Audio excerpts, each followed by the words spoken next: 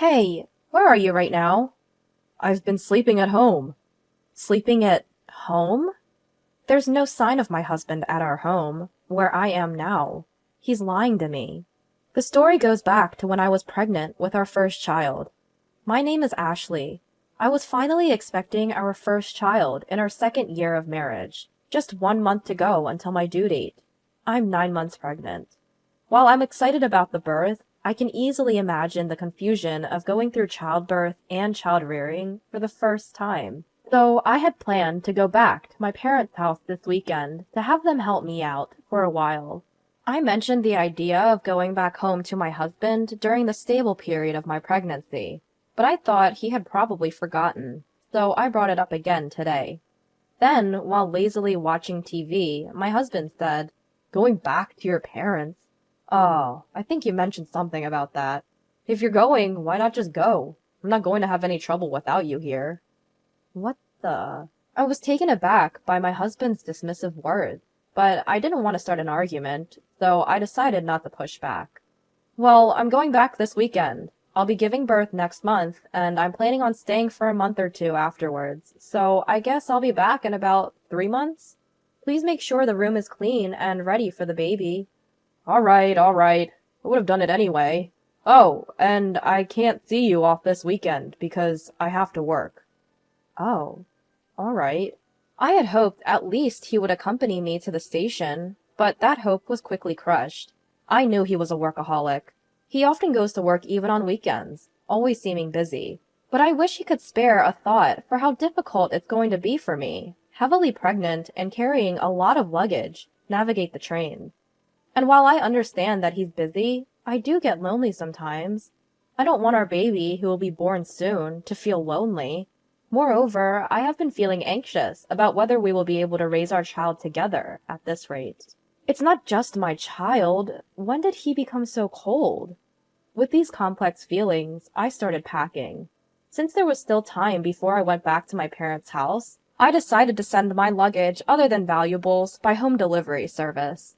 I, who had been hoping to welcome the baby to a clean house, had cleaned from corner to corner when I started maternity leave a little early. They say that women develop a nesting instinct when they become pregnant.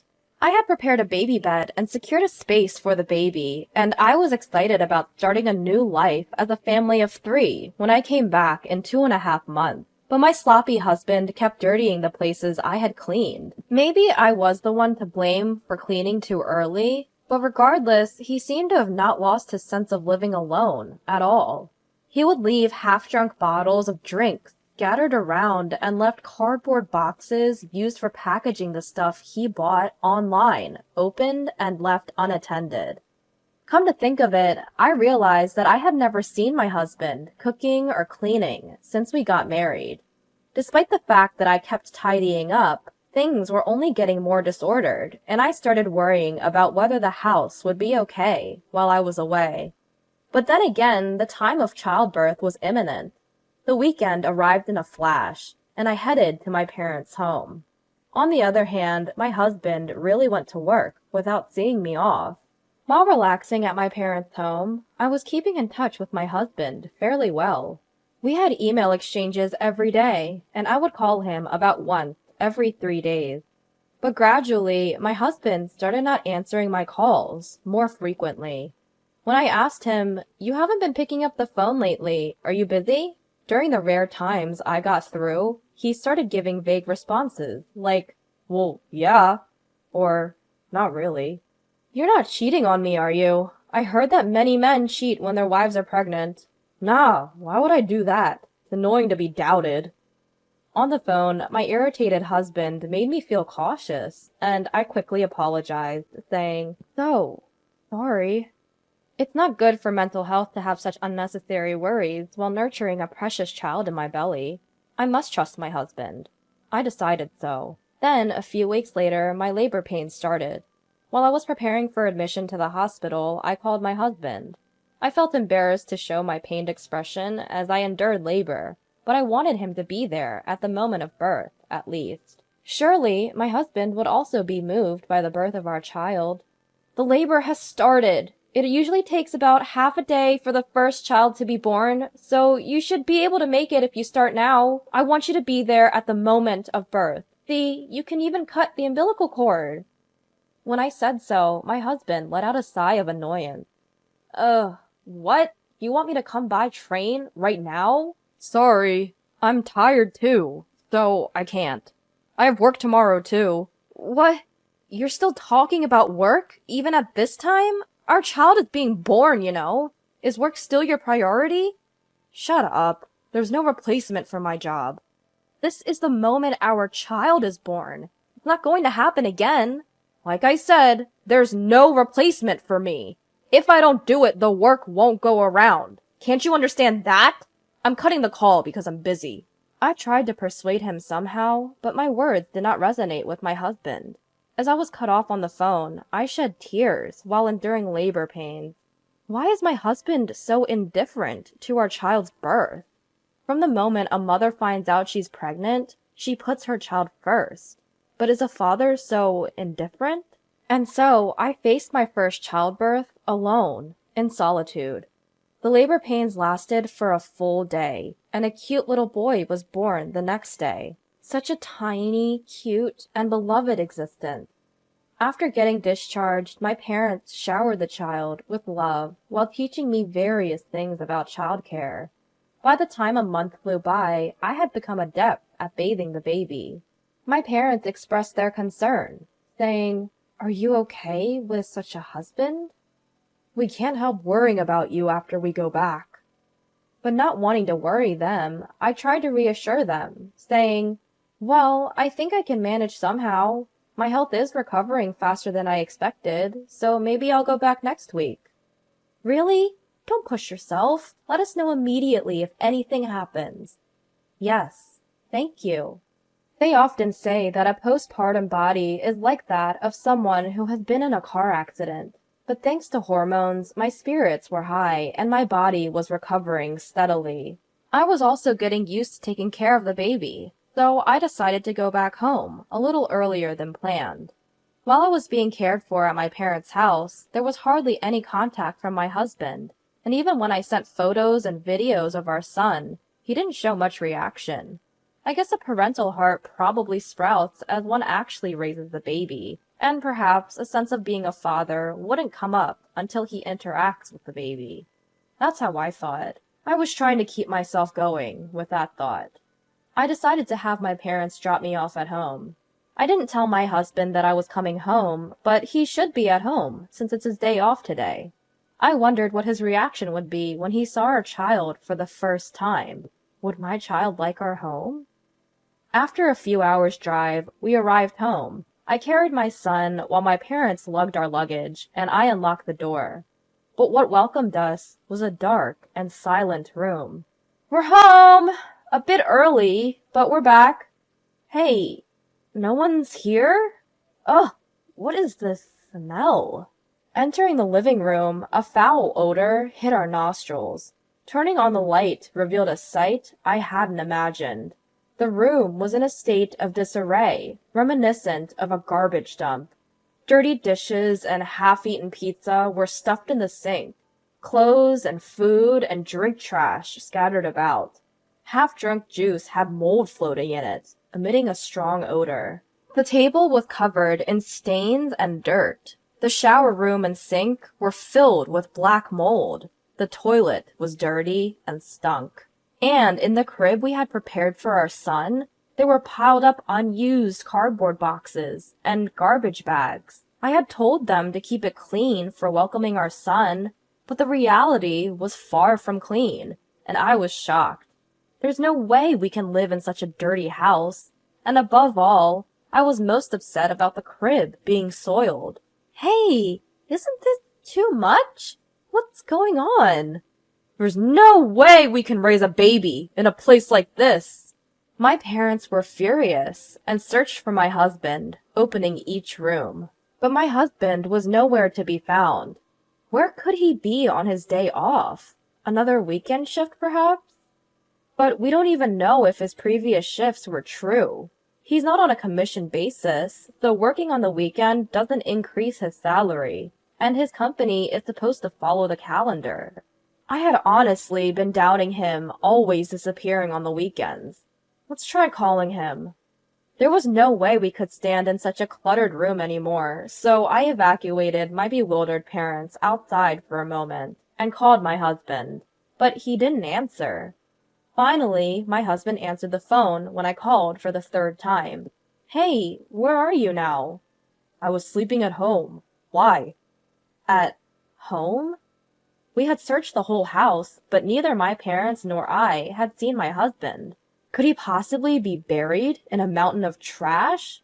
But we couldn't feel any human presence, and his tone didn't sound like he had just woken up. Then I heard a woman's voice over the phone. I couldn't make out what she was saying, but it was definitely a woman's voice. At that moment, I realized everything.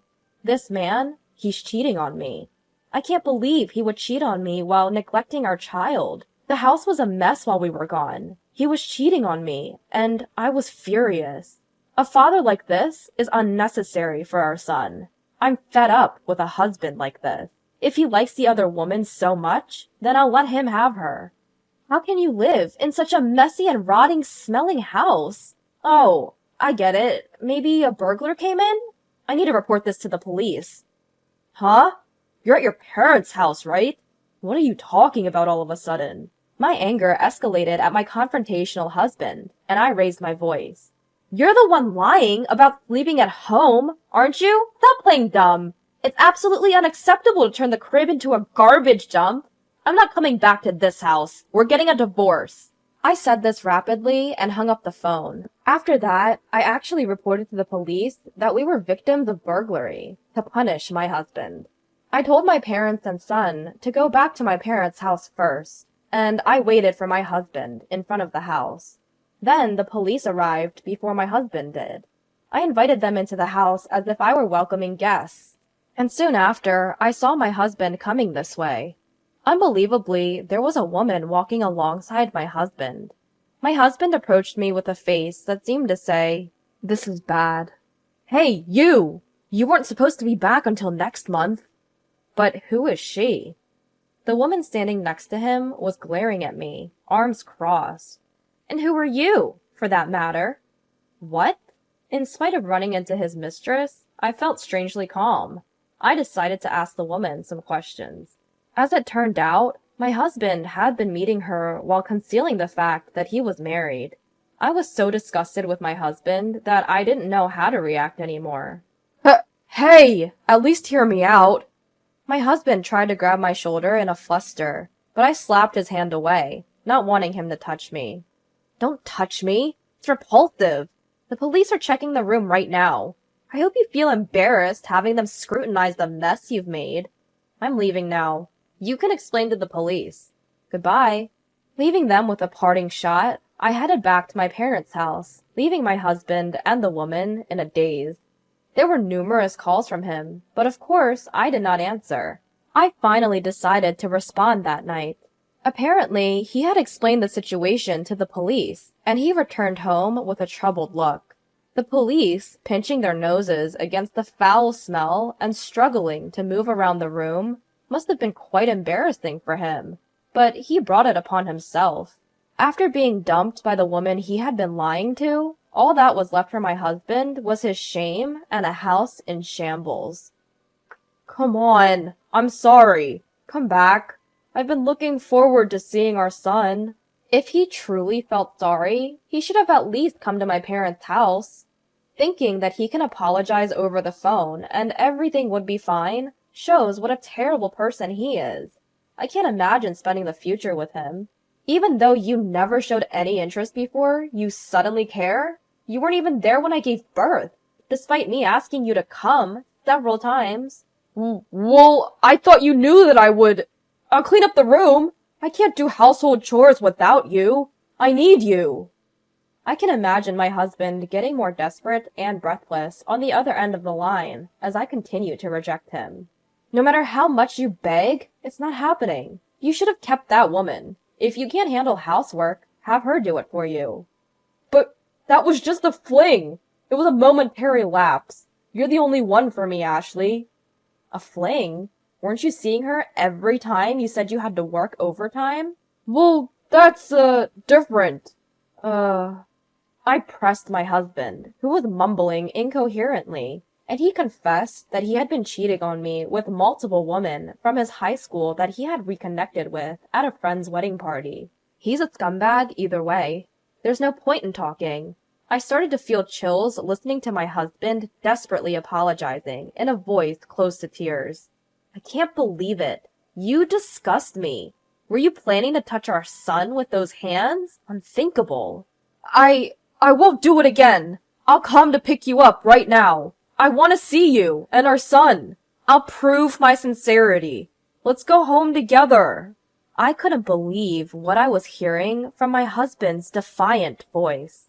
What is he thinking at this point? I can't trust you. There's nothing more to talk about. I'll raise our son on my own. Ashley, please, forgive. I hung up without hearing the rest of his words. The sound of the call ending echoed emptily in my ear. And so our short marital life came to an end. Half a year has passed since then, and I decided to start working, relying on my parents.